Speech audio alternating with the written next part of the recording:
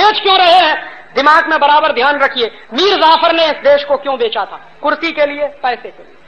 दो ही चीजें चाहिए हर एक नेता को, या तो कुर्सी चाहिए या तो पैसा चाहिए। तो एक बाजू में तो देश बिक रहा और दूसरे बाजू में उनको लगता है कि इस देश में जब नौजवान को ये बात समझ में आने लगेगी, कोई राजीव दीक्षित या कोई अतुल शाह या कोई XYZ इस देश में घूम जाएगा तो कोई दूसरा विवेकानंद भी पैदा हो सकता है। ये डर लगता है। और जानते हैं ये डर से वो करते क्या है?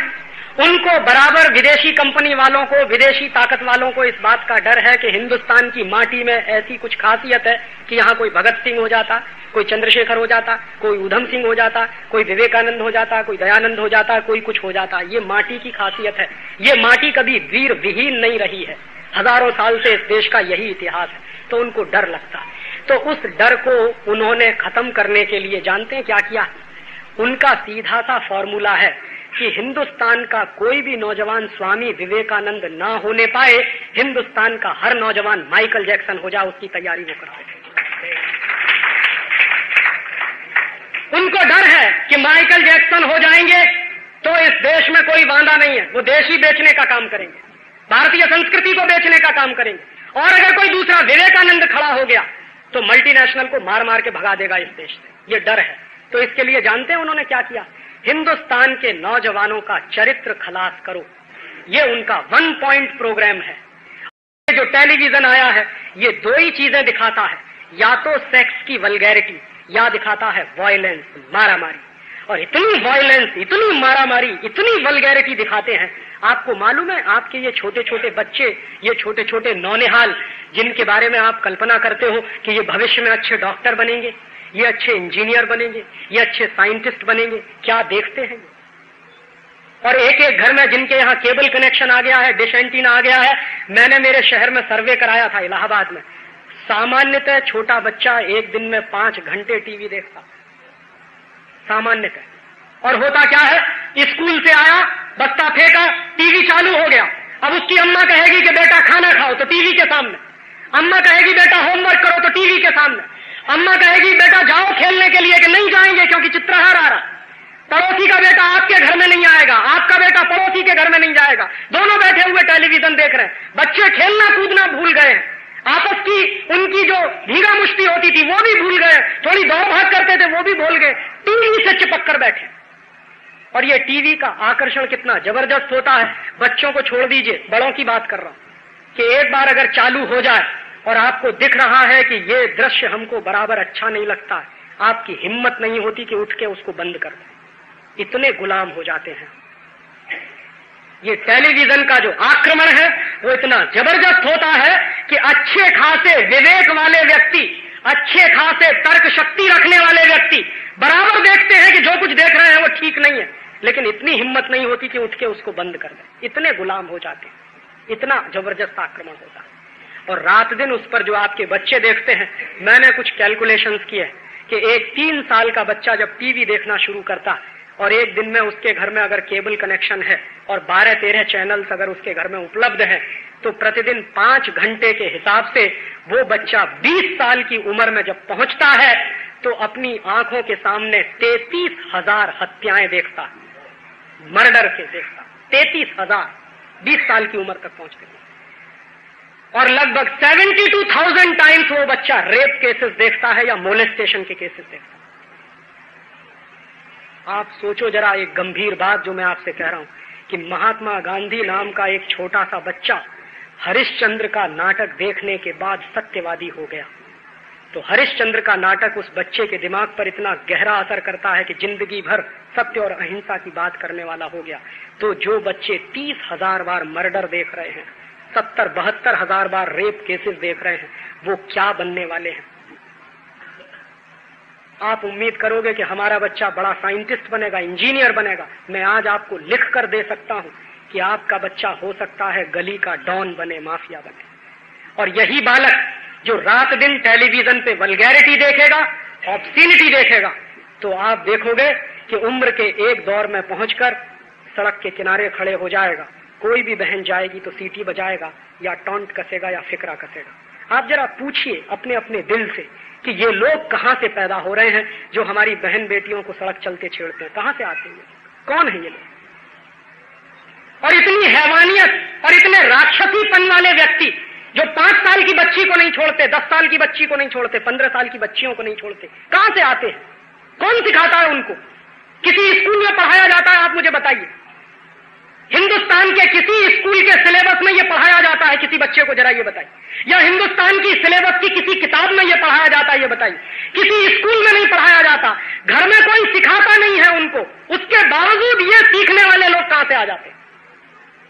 2 ही कारण है, या तो टेलीविजन या तो सिनेमा। और इस सिनेमा और टेलीविजन का असर क्या होता है मैं आपको शेयर कर सकता हूं। मैं अक्सर छोटे छोटे बच्चों से बात करता हूं।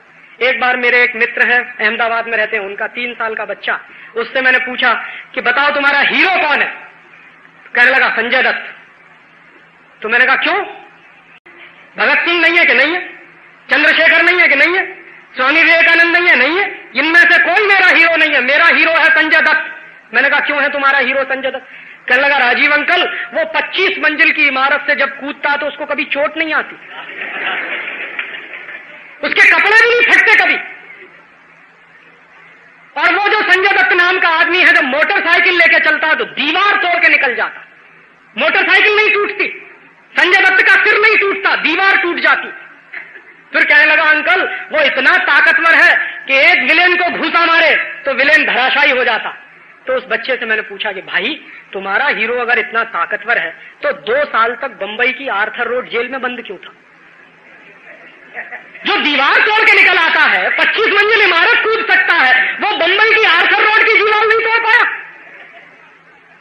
तो जानते हैं उस बच्चे ने बहुत गंभीरता से मुझे जवाब दिया, तो क्या ये सब झूठ होता है? मैंने कहा और क्या सच होता है?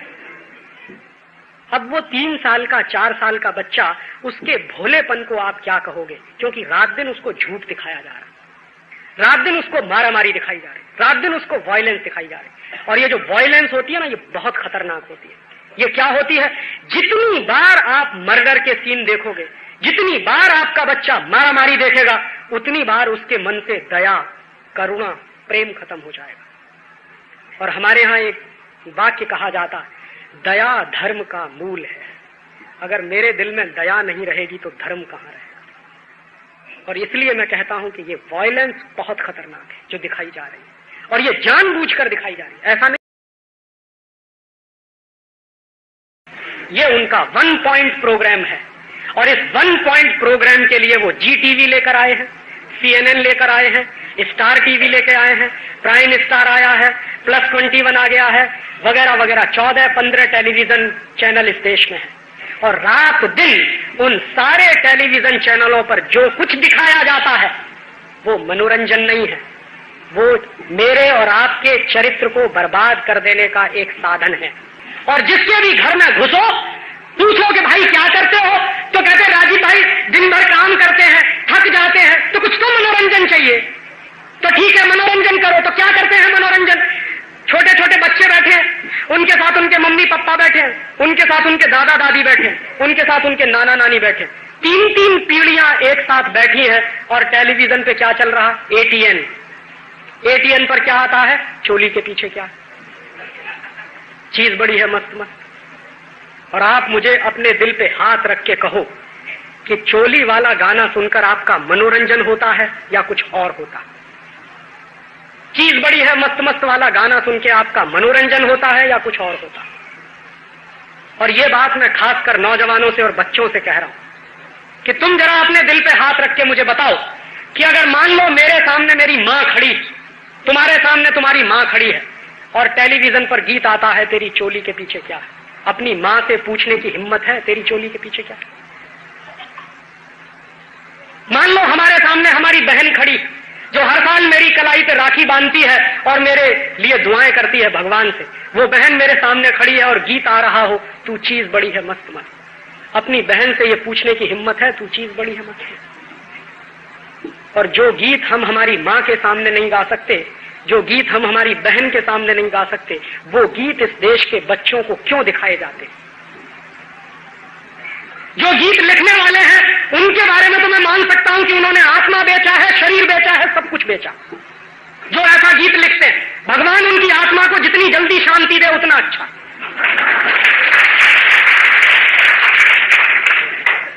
लेकिन उससे ज्यादा जो मुझे दूसरा गुस्सा आता है कि घर घर में जहां अभी भी भारतीय संस्कृति की बातें कही जाती हैं, जिस देश में मुझे बचपन से यह सिखाया गया यत्र नार्यस्तु पूज्यन्ते रमन्ते तत्र देवता, अभी उसी देश में मुझे कोई कहता है तू चीज बड़ी है मत मत। अभी उसी देश में कोई कहता है मुझे कि चोली के पीछे क्या।